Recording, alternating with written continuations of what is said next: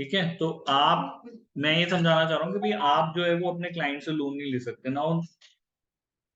The next जो thread है उसके बारे में हम लोग डिस्कशन कर लेते हैं। नेक्स्ट बेटा अपना डिस्कशन है ओवरड्यू फीस के ऊपर। पहली बात तो ये मैं आपको बता देता हूं कि कोई प्रोफेशनल जो होता है ना, वो कभी भी जनरली काम करने के बाद फीस नहीं लेता है। ये मैं आपको सबको बता रहा हूँ ना।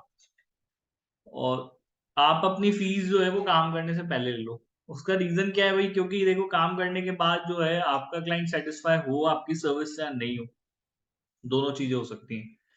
ठीक है, तो फीस जो है वो पहले ले लेनी चाहिए। अब जैसे कभी आपने देखा ही है बेचारे डॉक्टर्स के साथ जो है आए दिन कभी ना कभी लड़ाई होती रहती है लोगों की। वो लोग अपने पेशेंट को लेकर के गए, वहां उसका इलाज कराया। अब पैसा जो है वो इलाज के बाद जमा कराने के लिए बोलेंगे, कल को पेशेंट बचा नहीं बचा तो बड़ी डिफिकल्टी हो जाती है। तो वो हॉस्पिटल वाले क्या करते हैं, पेशेंट को पकड़ के रख लेते हैं। ये पहले पैसा जमा करा दो फिर इलाज करेंगे। ये होता ही नहीं होता? ये सुन लो, ऐसे ही यस होता सर। है ना। तो वो पेशेंट लोग बाग बड़े उनको जो है वो ह्यूमैनिटेरियन कॉज पे क्रिटिसाइज कर देते हैं, अरे भाई डॉक्टर्स ऐसे होते हैं, पैसे पहले जमा कराते हैं। अरे भाई उसकी तो फीस है ना यार, वो क्या करे? मान लिया आप परेशान हो, आप दुखी हो, लेकिन अल्टीमेटली वो उसका जो घर है वो इस फीस से चलता है। ठीक है, तो वो अगर फीस पहले नहीं लेगा तो हो सकता है बाद में दो भी ना। ये कोई बड़ी बात नहीं है। एडवोकेट्स के साथ भी ऐसे ही होता है। हम लोगों के पास भी क्लाइंट आता है तो हम भी ये बोलते हैं कि पहले फीस जमा करा फिर बात करेंगे। मेहनत बाद में होगी, पहले फीस जमा होगी। तो ऐसे ऑडिटर्स के साथ भी फीस आपको देखो पहले ले लेनी चाहिए। क्योंकि अगर आपकी फीस एक समय से ज्यादा तक जो है वो पेंडिंग रह गई है, ड्यू रह गई है, तो अब आप जो है आपके मन में एक डर आ जाएगा। यस और नो? आपके मन में डर आ जाएगा कि यार अगर क्लाइंट से मेरा कोई झगड़ा हो गया, कुछ भी हो गया, तो मेरी फीस जो है वो रिकवर नहीं होगी, ये मुझे मेरी फीस नहीं देगा। यस और नो? आएगा नहीं आएगा डर आपके मन में इस तरीके का?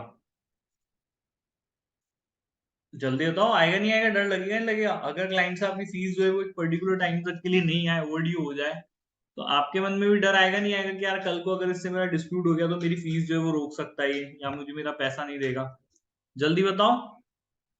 Yes sir. है ना? तो ये जो डर आपके अंदर आएगा, और तो आपकी जो इंडिपेंडेंसी है, जो स्वतंत्रता है आपकी, जिस तरीके से स्वतंत्र तरीके से आप काम करते हो वो आप नहीं कर पाओगे। ठीक है, हम लोगों का तो काम ही देखो कमियां निकालना है, और अगर आपने फीस ड्यू छोड़ दी तो फिर आप कमियां निकालने के लायक नहीं रह जाओगे। तो इसलिए पहले फीस दे दो फिर बाद में काम करेंगे। ये चीज इन लोगों ने बताई। Overdue fees may be seen to be a loan to a client.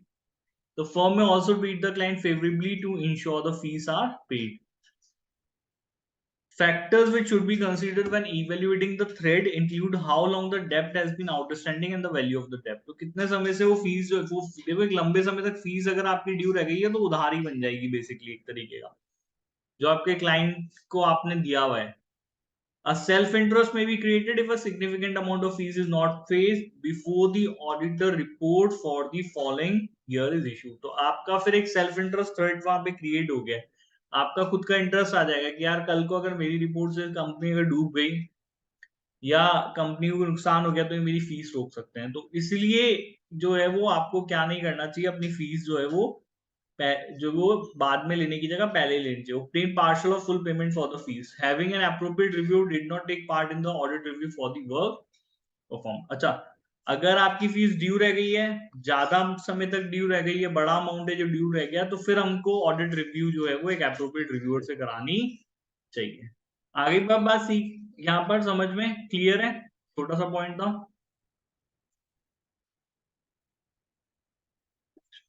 जल्दी बताओ, हाँ है ना? आया समझ में यहाँ पे? Yes, sir. When the fees remains overdue for a significant amount of time, the firm should consider whether the overdue fees constitute a loan and whether it is appropriate to seek reappointment or continue with the engagement। तो देखो, एक time तक जब आपकी fees due रह गई है तो फिर वो एक तरीके का लोन जो है। अब अगर आपने अपने क्लाइंट को लोन दे रखा है तो आपको या तो जो है वो उसके साथ कंटिन्यू नहीं करना चाहिए। तो अगर एक सिग्निफिकेंट अमाउंट ऑफ टाइम तक आपकी फ्यूज ड्यू है तो फिर आपको ये देखना पड़ेगा कि भैया बस ऑडिटर के साथ हम लोग कंटिन्यू भी कर पाएंगे या नहीं कर पाएंगे। ये चीज लोगों को समझिए। क्लियर है भाई? समझ में आ गई बात यहाँ पे? Yes, sir. ठीक है। If audit firms enter into business relationship with client, joint ventures, combining product और services for each party, distribution और मार्केटिंग अरेंजमेंट। अब देखो बिजनेस रिलेशनशिप है, तो ऑडिटर का अपने क्लाइंट के साथ एक ही रिश्ता होना चाहिए। वो रिश्ता ये है कि आप जो है वो उसकी ऑडिट करो और कोई काम हमें उसके लिए नहीं करना चाहिए। अगर आप उसके लिए कोई और काम कर रहे हो तो फिर आपका सेल्फ इंटरेस्ट उस बिजनेस में क्रिएट हो जाएगा और आप इंडिपेंडेंट नहीं रहेंगे। आपका ओपिनियन जो है वो सही, वो बाइस्ड होने की संभावनाएं बढ़ेंगी, आपकी ऑब्जेक्टिविटी कॉम्प्रोमाइज हो जाएगी। तो एक ही रिश्ता होना चाहिए, वो होना चाहिए ऑडिटर का, और कोई दूसरा रिश्ता आपका आपके क्लाइंट के साथ नहीं होना चाहिए। क्लियर है? बात समझ में आ गई यहाँ पे? यस और नो? Yes, sir. ठीक है। मेरा भी नहीं, अब ध्यान से सुनना, मेरा भी नहीं होना चाहिए, और अगर मेरी ऑडिट फर्म में मेरे साथ वाले पार्टनर्स का या मेरे ऑडिट नेटवर्क, अच्छा नेटवर्क वर्ड समझ गए? क्लियर हो गया? मैंने फर्स्ट उस दिन आप कल जो डिस्कस कर लिया था कि ऑडिट नेटवर्क क्या है। ऑडिट नेटवर्क समझ में आता है आपको? Yes, net sir. Yes, net sir. ठीक है। मेरे पार्टनर्स हो सकता है किसी और फर्म में भी ऑडिटर हो, साथ में किसी और फर्म में भी वो दूसरे ऑडिटर्स के साथ काम कर रहे हो। तो मेरी फर्म में या मेरी नेटवर्क फर्म में मेरी ऑडिट टीम मेंबर में मेरा और मेरे साथ किसी भी व्यक्ति का और मेरे रिश्तेदारों का भी मेरे क्लाइंट के साथ जो है बिजनेस रिलेशनशिप, दैट इज व्यापारिक रिश्ता नहीं होना चाहिए। ठीक है। with the audit client unless any financial interest is immaterial and the business relationship is insignificant to the client, the firm or the audit team member। तो एक देखो वर्ड इन्होंने भी यहाँ पर एक हमको ना एक्सेप्शन दिया है। एक्सेप्शन ये दिया है कि अगर रिलेशनशिप इमटेरियल है। कैसा रिलेशनशिप है भैया? अगर हमारा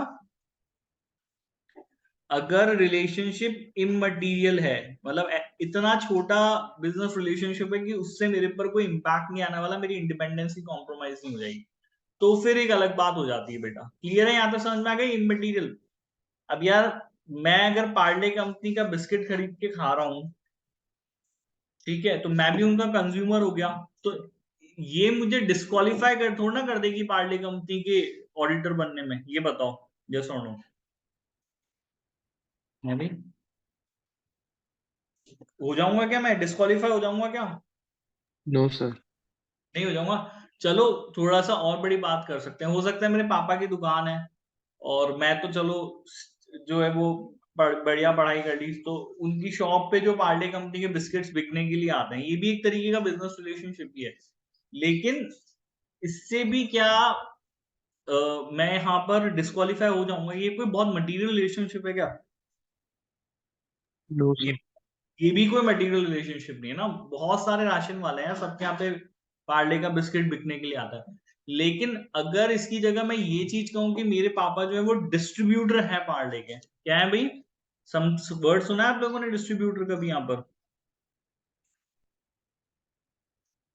ये मटेरियल रिलेशनशिप हो जाता है। अगर मैं बोलूं कि भाई मेरे जो रिश्तेदार हैं या मेरे फादर जो हैं वो पार्ले कंपनी के डिस्ट्रीब्यूटर हैं, ठीक है, तो फिर ये डिस्ट्रीब्यूटर होना एक मटेरियल रिलेशनशिप हो गया। ठीक है, ये मटेरियल बिजनेस हो गया जो मेरे फादर, मेरे रिश्तेदार जो है वो पार्ले कंपनी के साथ कर रहे हैं। This is this might become this might make me biased towards the Parle company. तो ये होगा ना, मुझे पता है कि भाई मेरा जो मैं बचपन से बड़ा हुआ हूं तो मेरे फादर डिस्ट्रीब्यूटर रहे हैं और उन्होंने खूब बिजनेस किया है। अगर कल को मेरी ऑडिट रिपोर्ट से पार्ले कंपनी को कोई नुकसान हुआ तो मेरे भी फादर का बहुत सारा नुकसान होगा। ये फिर मेरे दिमाग में कहीं ना कहीं आएगा कि यार मेरे भी फादर डिस्ट्रीब्यूटर हैं पार्ले के, यार अच्छा खासा हम लोग का। ये एक रिलेशनशिप जो है वो मटेरियल रिलेशनशिप की डेफिनेशन में आएगा। आगे भी बात क्लियर समझ में यहाँ पे? यस और नो? Yes, sir. ठीक है। इस business relationship is significant to the client, the firm और द ऑडिटर मैम। तो अगर इनसिग्निफिकेंट है, इमटेरियल रिलेशनशिप है, तो वो चल सकता है। लेकिन कोई मटेरियल रिलेशनशिप आपका या आपके परिवार का या आपके फर्म में आपके पार्टनर्स का या आपकी नेटवर्क फर्म में जो लोग हैं उन लोगों का कोई मटेरियल बिजनेस रिलेशनशिप आपके क्लाइंट के साथ नहीं होना चाहिए। ठीक है। Factors to consider when evaluating the threat include whether the purchase in the normal course of business and the materiality of the purchase. तो अब जब आप ये इवेल्युएट करोगे कि भाई जो बिजनेस रिलेशनशिप है वो मटेरियल है या नहीं है, तो वो देखना पड़ेगा। ठीक है, क्या है, include whether the purchase in the normal course of business and the material of the purchase. ठीक है, तो मैंने अभी आपको एक सर्टेन एग्जांपल दिया था कि भाई अगर मैं पार्ले कंपनी से बिस्किट खरीद रहा हूं तो ये मैं normal course of business relationship में उनसे सामान खरीदा है। भाई लोग पार्ले कंपनी का बिस्किट खाएंगे तो उसमें क्या दिक्कत है?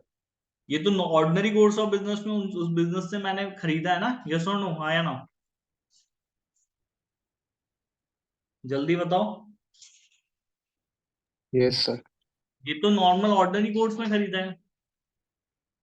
ये चीज मेरे जो इंडिपेंडेंस है उसको जो है वो अफेक्ट नहीं करेगी। एंड दी मटेरियल, और भैया पार्ले कंपनी के लिए मैं अगर बिस्किट खरीद रहा हूँ तो कोई बहुत मटेरियल ट्रांजेक्शन मेरा नहीं है। बिस्किट कितने का आता है? 20, 25, 50, 100 रुपए का बिस्किट आता है यार, इससे क्या फर्क पड़ जाएगा?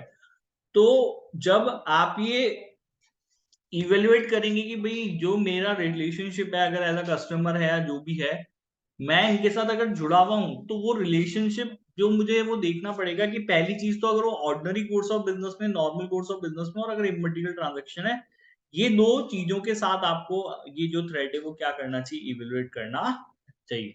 नेक्स्ट ये क्या कहते थे, purchase of good and services from an assurance client does not normally give rise to threat to independence provided transaction in the normal course of business and on commercial terms.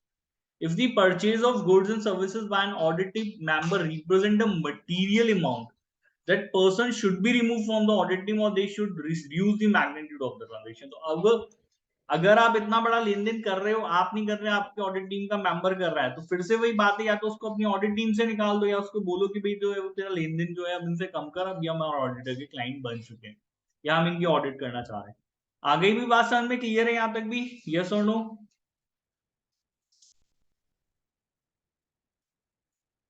Yes, sir. ठीक है, और इसके अलावा next हमारा आ जाता है ये business relationship के बाद potential employment with an audit client. Potential employ, अब देखो क्या होता है कि आपने ना ऑडिट करना चालू किया, ठीक है, कई may it may become successful, बहुत सारे क्लाइंट हो जाएंगे, अच्छा पैसा जाएगा। हो सकता है कि भी आपको जो है वो उतना मजा नहीं आ रहा है, या उतने क्लाइंट आपके नहीं बन पा रहे हैं, तो कोई क्लाइंट आपके साथ जुड़ा और आपको लगता है कि यार ये लास्ट है, अब इससे ज्यादा ऑडिट नहीं करेंगे, फिर अगर क्योंकि चलो ये अच्छी कंपनी, तो हो सकता है मैं इनके यहाँ पे जॉब के लिए अप्लाई कर दूंगा। यस और नो? ये भी परिस्थिति हो सकती है, ये भी सिचुएशन आ सकती है। तो मैं एक बात बताऊं कि क्या अगर आपको लग रहा है कि यार जिस क्लाइंट की मैं ऑडिट कर रहा हूँ, और नेक्स्ट ईयर जो है मैं इसी कंपनी में एम्प्लॉयमेंट के लिए भी जो है वो अप्लाई कर दूंगा, तो फिर क्या ऐसा हो सकता है कि आप जो है उस कंपनी को खुश करने की कोशिश नहीं करोगे? आप करोगे ना, उसके कंपनी के डायरेक्टर्स जो है उनको खुश करने की कोशिश, आप कोशिश करोगे कि भाई ये लोग जो है वो मेरे को एज अ कल को जब मैं एम्प्लॉय के पास जाऊं तब ये मेरे को परेशान नहीं करें और जो मेरा सिलेक्शन हो जाए। यस और नो, हाँ या ना? ऐसा होगा? बात समझ में आ रही है मेरी? हाँ या ना जवाब दो। Yes, sir. सबको आ रही है क्या? एक ही जना क्यों बोल रहा है? शिवांशी, जूही, शुभ, वैदिक, सबको आ रही है बेटा बात समझ में मेरी यहाँ पे? Yes, sir. Yes, sir. ठीक है ना? तो आप मेरे क्वेश्चन, जिस कंपनी की ऑडिट कर रहे हो, आपके मन में अगर ये कि भाई मैं जो है वो फ्यूचर में इसी कंपनी में जॉब करना चाहता हूँ, तो फिर आपको उस कंपनी के साथ एंगेज नहीं होना चाहिए, क्योंकि फिर आप इंडिपेंडेंट नहीं रहोगे। माइट भी हो सकता है कि आप उनको खुश करने की कोशिश करो, ये भी गलत है। The firm must establish policy and procedure which require individual to notify the firm of the possibility of employment. अच्छा, ये चीज अपन ने पहले भी पढ़ी है ना, ये अपन कॉर्पोरेट गवर्नेंस कोड पढ़ रहे थे, तो हमें ये देखना चाहिए, हमें इवन हमने ये कंपनी के लिए बोला था कि आप ये पॉलिसी प्रोसीजर बनाओ कि भाई जिस व्यक्ति से आप ऑडिट कर रहे हो, करवा रहे हो, आप इसको भविष्य में ऐसा नहीं हो कि नौकरी नहीं हो दोगे, और ऐसा नहीं होना चाहिए कि कहीं आपका जॉब में पहले भी था। ये भी मैंने आपको लेक्चर, कॉर्पोरेट गवर्नेंस कोड तो ये भी कहता है कि भाई जिससे ऑडिट करा रहे हो, मेक श्योर कि जो है वो आपका प्रीवियस एम्प्लॉय तो नहीं है, वो भी जो है क्या हो सकता है, इंडिपेंडेंट नहीं होगा, उसको हम लोग इंडिपेंडेंट कंसीडर नहीं करेंगे। When such a situation occur, the following safeguard should, अच्छा अगर ऐसी परिस्थिति आ गई है और अगर आपकी टीम में ऐसा कोई व्यक्ति है जो उस कंपनी में भविष्य में नौकरी करना चाहता है, तो फिर आपको उसको जो है अपनी टीम में से निकालना पड़ेगा। क्लियर है भाई, बात समझ में आ गई यहाँ पे, यस और नो? और एप्रोप्रिएट रिव्यूअर से तो रिव्यू कराना ही कराना है। आया समझ में? क्लियर है, यस और नो? Yes, sir. ठीक है। द कंटीजेंट फीस, अच्छा कंटीजेंट वर्ड का मतलब क्या होता है भाई, सुना है वर्ड आप लोगों ने?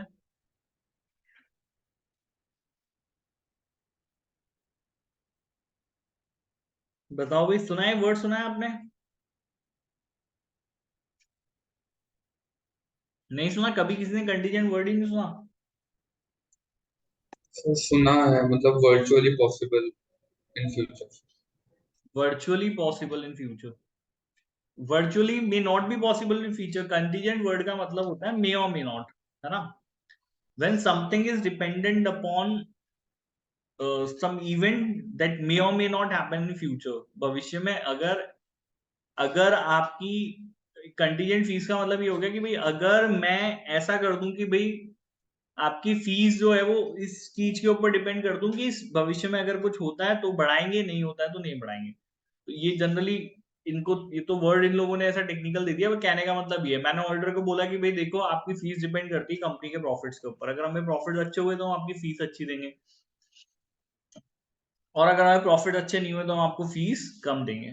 तो अब ये आप ऑडिटर को क्या कह रहे हो भाई, आप उस इससे तो उसका इंटरेस्ट क्रिएट हो जाएगा ना कंपनी में, होगा नहीं होगा? फाइनेंशियल इंटरेस्ट क्रिएट नहीं हो जाएगा उससे तो कंपनी में उसका, यस और नो? अगर उसकी फीस ही आप कंटीजेंट कर दोगे किसी इवेंट के ऊपर, फिर तो वो जानबूझ के बुक्स में ऐसे एडजस्टमेंट करेगा जिससे कि कंपनी के प्रॉफिट जो है वो बढ़े, कम नहीं हो, यस और नो? यस आ रही सर। बात समझ में, है ना? Fees to ensure a particular outcome is achieved in order to maximize the audit fees. That is, overlook audit department that will reduce profit if the fees is calculated based on the profit. So you know an example here. Fee based on particular outcome. Example, level of profit of the company are not permitted for. ये सब जो ये देख रहे हो यहाँ पर, ये R410 लिखा है, ये स्टैंडर्ड है। क्या है ये हमारा स्टैंडर्ड? देखो ये एथिक्स भी है और ये स्टैंडर्ड्स भी है, स्टैंडर्ड मैंडेटरी होते हैं फॉलो करने। तो आप अपनी फीस जो है वो डिपेंडेंट ऑन प्रॉफिट्स नहीं रख सकते, आपको अपनी फीस जो है वो फिक्स करनी पड़ेगी। यहाँ पे 1 लाख रुपए लूंगा, 2 लाख रुपए लूंगा, 3 लाख रुपए लूंगा, जो भी अमाउंट है आपको फिक्स करना पड़ेगा। Contingent fees are not permitted for non assurance services provided to an audit client if the fees material, और ना ही, वैसे तो देखो हम नॉन अश्योरेंस सर्विसेज देते भी नहीं है, दूसरा कोई काम भाई, एक ऑडिटर का एक ही रिश्ता होना चाहिए अपने क्लाइंट के साथ, वो है ऑडिटर का, वो और कोई रिश्ता नहीं होगा। तो अगर अदर देन उसके भी कोई सर्विस दी है विच आर परमिटेबल, ये पढ़ा अपन ने प्रीवियस चैप्टर में कि भाई हम एक पॉलिसी बना सकते हैं ऐसी जिसमें कि हम ऑडिटर को अलाउ करें नॉन ऑडिट सर्विसेज के अलावा, कि भाई ठीक है अदर देन कुछ सर्विस उससे हम ले सकते हैं, लेकिन अगर कोई नॉन ऑडिट सर्विस उससे ले रहे हैं तो फ्री में तो करेगा नहीं वो काम, वो भी पैसा उसको देना पड़ेगा। आ रही बात बेटा समझ में यहाँ पे मेरी? तो ऑडिट जो कराया वो तो कराया ही है, ऑडिट के अलावा अगर उसने कोई भी ऐसी सर्विस दी है जो कि नॉन अश्योरेंस, ऑडिट हमारी अश्योरेंस सर्विस होती है, तो कोई ऑडिटर ने कोई काम किया जो कि नॉन ऑडिटिंग था, अदर देन था, तो इसकी फीस जो है वो आपकी बहुत ज्यादा नहीं होनी चाहिए, वो इमटेरियल होनी चाहिए।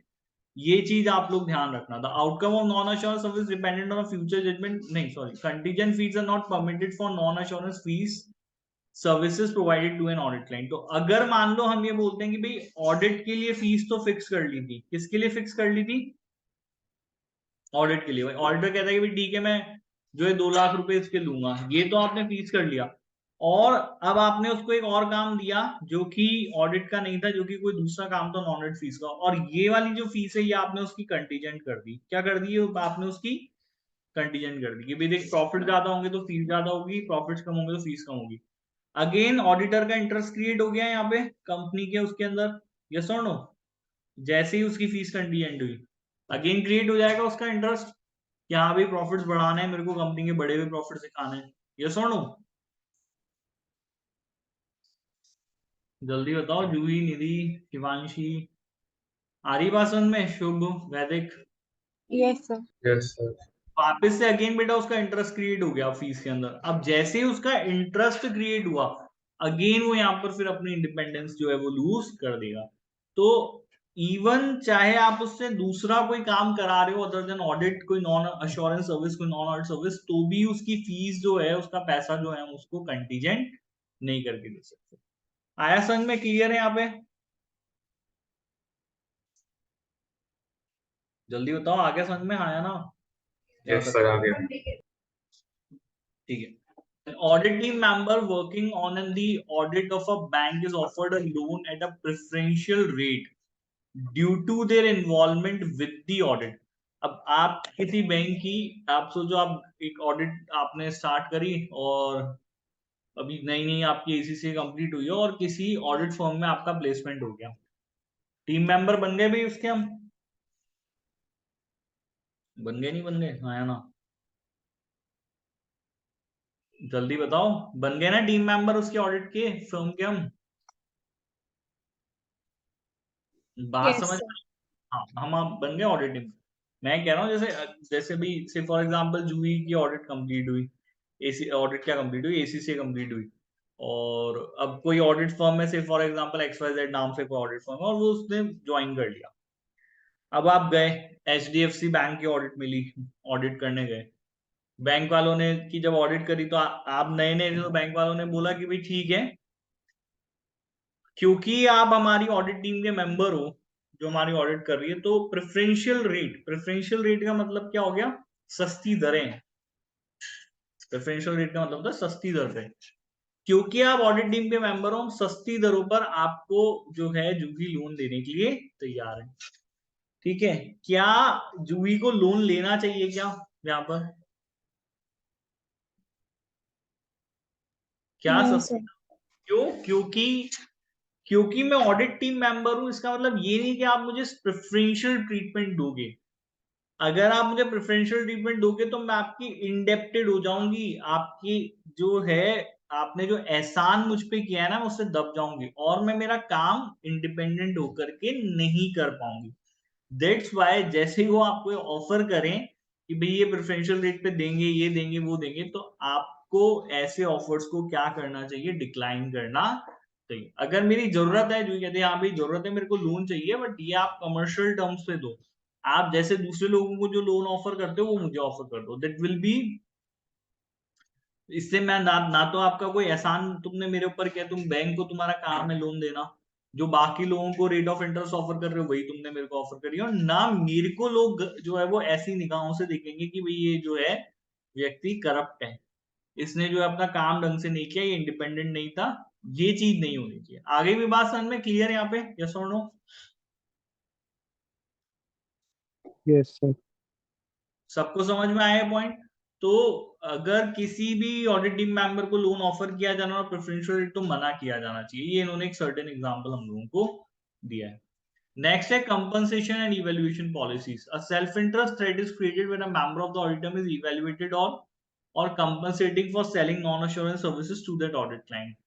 ठीक है, ठीक है, बोल रहे हैं सेल्फ इंटरेस्ट थ्रेट आपका फिर क्रिएट होता है जब आपकी ऑडिट टीम का कोई सदस्य is evaluated on or compensated for selling non-assurance services to the audit client। तो अगर हमारी टीम में से कोई भी व्यक्ति कोई भी नॉन ऑडिट अश्योरेंस सर्विस, मतलब जो कि ऑडिट से अलग है, उसके लिए काम कर रहा है और तो उस काम का उसको पैसा मिल रहा है, कंपनसेशन मिल रहा है ना, इज इवेल्युएटेड ऑन और compensated for selling non assurance service to that audit client, तो भी आपका क्या क्रिएट हो जाएगा? सेल्फ इंटरेस्ट क्रिएट हो जाएगा। मैं अगेन यही बात बोल रहा हूं, आपका और आपके टीम मेंबर्स का अपने ऑडिटर के साथ सिर्फ एक रिश्ता होना चाहिए, जो कि है ऑडिट का रिश्ता। ठीक है, अगर आप उसको कोई भी दूसरी नॉन अश्योरेंस सर्विसेज देते हो which is not permitted at all, और उसका पैसा आप लेते हो चाहे भले कैसे भी, तो यहां पर आपको मैं इंडिपेंडेंट नहीं कहूंगा, आपकी इंडिपेंडेंट को थ्रेट रहेगा, आपकी की गई ऑडिट की कोई वैलिडिटी नहीं है फिर। ठीक है, and that is not ethical all. समझ में आया भाई यहाँ पे ये वाला पॉइंट भी?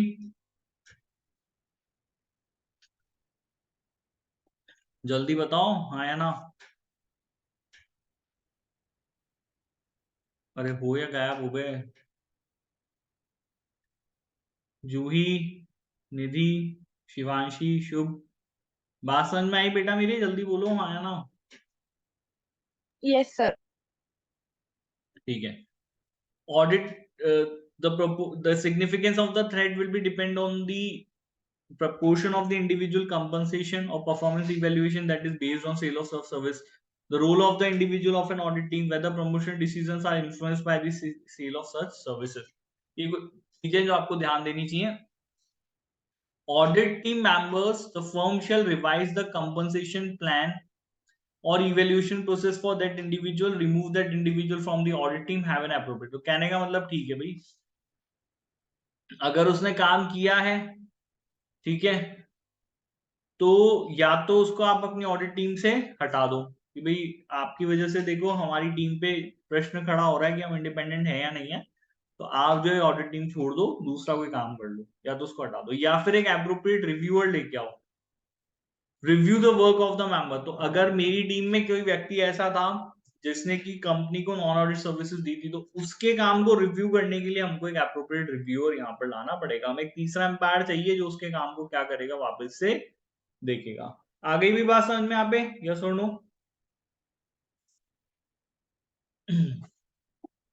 जल्दी बताओ, आगे समझ में क्लियर है यहाँ तक? यस और नो? हाँ या ना? Yes, sir. ठीक है। अब ये की ऑडिट पार्टनर, इन्होंने एक टर्म यूज किया, वो की ऑडिट पार्टनर क्या होता है? ऐसे मैं लिख दूं XYZ एंड पार्टनर्स, ठीक है। तो मिस्टर एक्स, मिस्टर वाई और मिस्टर जेड, ये तीनों तो क्या हो गए भाई, हमारे की पार्टनर्स हो गए, मतलब ये पुराने पार्टनर। अब जैसे कि सोलो के भाई जूही, निधि और शिवांशी ने जो है वो अपनी ऑडिट फर्म स्टार्ट करी, तो तुम तीन तो हो गए की ऑडिट पार्टनर्स। फिर अब 8-10 साल 15 साल बाद हो गए, तो नए नए बच्चे आते हैं तुम्हारे पास सीखते हैं काम, तो नया ज्वाइन करते हैं। तो तुम लोग तो बिल्कुल भी एक्स वाई और Z, that is the key audit partners जो है, ये बिल्कुल भी ऐसा नहीं होना चाहिए कि आपका इवेल्युएशन या आपका जो कंपनसेशन है, ठीक है, वो नॉन ऑडिट अश्योरेंस सर्विसेज आपने अपने ऑडिट क्लाइंट को प्रोवाइड करी और उसके बेसिस पर वो देता है। एक सेकेंड ना, हाँ सर,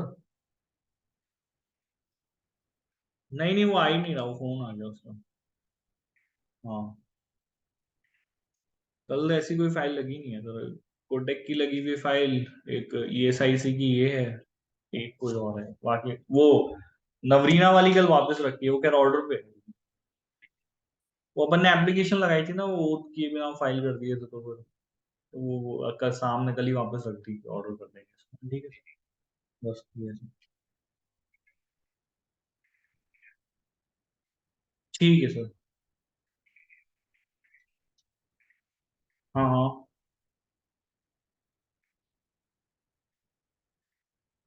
ठीक है।